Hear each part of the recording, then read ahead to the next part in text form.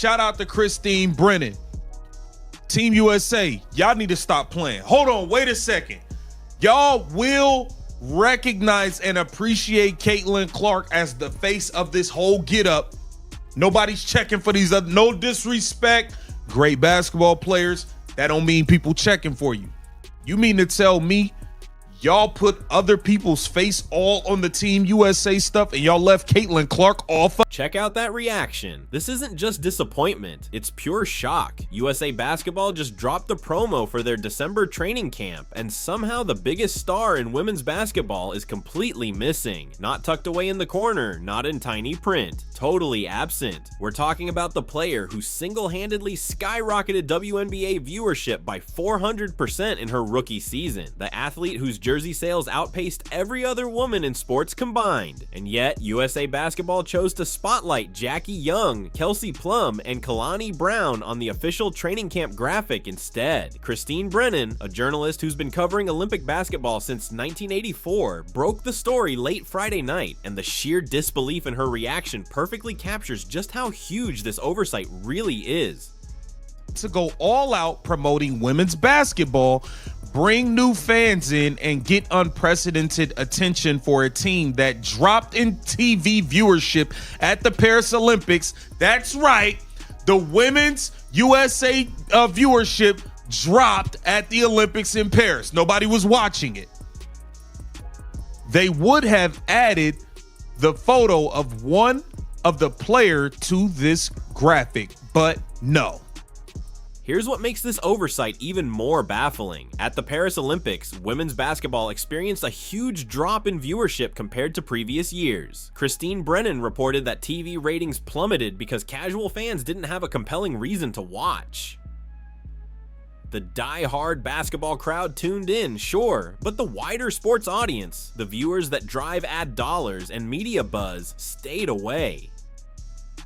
Now compare that to Caitlin Clark's rookie WNBA season. Indiana Fever games averaged 1.2 million viewers on cable, and her appearances brought in crowds unlike anything women's basketball had seen in over 20 years. Arenas that usually sat half empty were selling out weeks in advance. USA Basketball had the perfect blueprint right in front of them. They watched the season unfold. They saw the staggering numbers, the soaring merchandise sales, the international media descending just to cover one player, and yet their response to all of this? To leave her completely off the promotional graphic.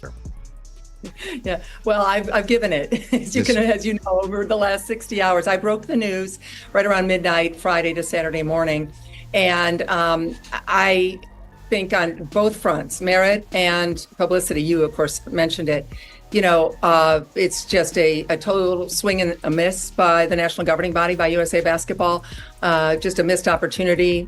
And but I'll start with my answer by saying I have covered this women. Pay close attention to what Brennan reveals about covering these gold medal games. She talks about standing in the press tribune, the official media section at Olympic venues, and seeing what she describes as tumbleweeds rolling across the seats during a gold medal matchup for the most dominant team in Olympic basketball history. The U.S. women's basketball team hasn't lost at the Olympics since 1992. They've captured 7 straight gold medals. By almost any measure, they're one of the most successful teams in Olympic history, across any sport, men's or women's. And yet, journalists who make a living covering basketball are skipping their games because there simply isn't an audience large enough to justify the coverage. Bob Ryan, one of the most respected basketball writers in America, discussed this very issue with Brennan back at the 2012 London Olympics. That's over a decade ago. The problem isn't new. What is new is that women's basketball now has a ready-made solution right in front of them, and USA Basketball is choosing to ignore it. Caitlin Clark on that team, the team that so richly deserves attention, and doesn't get it and won't get it without her, because there's just so much going on in an Olympics. On that same day, there probably will be 30 other gold medals given out, and sports editors and others have to make a decision. Do you go to Simone Biles? Do you go to women's soccer? Where do you go? It's not, you know, there's just too much going on. You put Caitlin Clark on that team, and Every single one of those guys that can't stand women. Listen closely to what Brennan reveals about male sports journalists. She's not sugarcoating anything. She's stating a truth that most in sports media won't say out loud. Some journalists will cover the men's Olympic basketball team, but intentionally avoid covering the women's team, even when both squads play at the same venue. It's not about conflicting schedules. It's a conscious choice driven by what they believe their audience wants. These journalists base coverage on what editors will approve and what readers are likely to click. When women's basketball gets skipped, the message is clear. Our audience doesn't care. But that narrative flipped during the 2024 WNBA season. Suddenly, the same journalists who once ignored women's basketball were clamoring for credentials to cover Indiana Fever games. International media were sending reporters specifically to follow a rookie point guard in Indianapolis. Brennan even points out a British journalist at the Masters who told her he planned to cover Caitlin Clark at the Olympics. The demand was real, the international interest undeniable. The media infrastructure ready, but USA Basketball still left her off the Olympic roster. Their reasoning? To reward veterans and maintain team chemistry. 1992, Rich, how the men's team, how that grew basketball around the world, especially for boys and men. And where it reached, Africa. Well, the opportunity with Caitlin Clark's popularity, Africa, Europe, Asia. Think of how many number 22 USA jerseys would have been sold. Money that could have then been pumped back in to help have development. Now Brennan is making a direct comparison to the 1992 Dream Team, and this isn't exaggeration, it's a real parallel. The original Dream Team, featuring Michael Jordan, Magic Johnson, and Larry Bird, didn't just win gold, they changed the way the world saw basketball. Kids across Africa, Europe, and Asia picked up the sport because they watched that team dominate. The NBA's global growth over the past 30 years can be traced back to the exposure that team created. Today, the league has players from 40 different countries, and international broadcasting rights bring in billions of dollars. It all started by putting the biggest stars on the Olympic stage. Brennan argues that Caitlin Clark represented the same kind of transformative opportunity for women's basketball, not just in the US, but worldwide. Number 22 jerseys could have sold in markets where women's basketball barely exists. Young girls in countries without established women's leagues would have finally had someone to watch, admire, and emulate. The potential financial upside alone is staggering. USA Basketball could have funneled merchandise revenue back into youth development and used media rights to expand international programs. Instead, they made a choice that prioritized short-term team chemistry over long-term growth. Do you see it? Brennan sees it. She's been following this story from the very beginning. Caitlin Clark was disrespected by Team USA even at 17, coming off the bench behind Hailey Van Lith. E. Chetzer.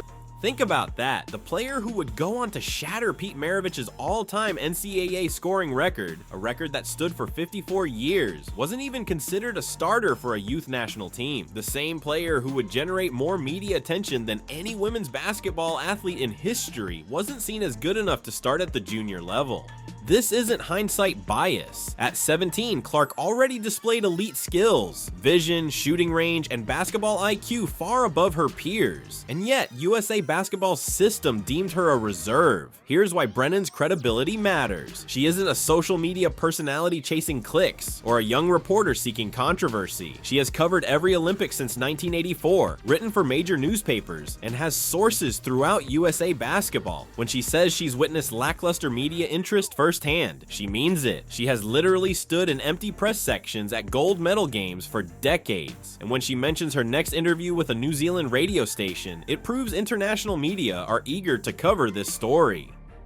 That's not typical for a dispute over a promotional graphic. That's global media recognizing a decision with real worldwide consequences. And consider the timeline. The December 12th training camp hasn't even started yet. This is just the promo for a practice session, and it's already creating international headlines. That alone speaks volumes about the magnitude of USA Basketball's misjudgment. This isn't new either. It's part of a frustrating historical pattern. Clark has been undervalued by Team USA since her youth. Starting her career on the bench while others got the minutes was a recurring theme, despite her extraordinary talent. And now, even as a professional phenomenon, she's being omitted from promotional materials that could have amplified women's basketball globally. This controversy isn't just about a graphic.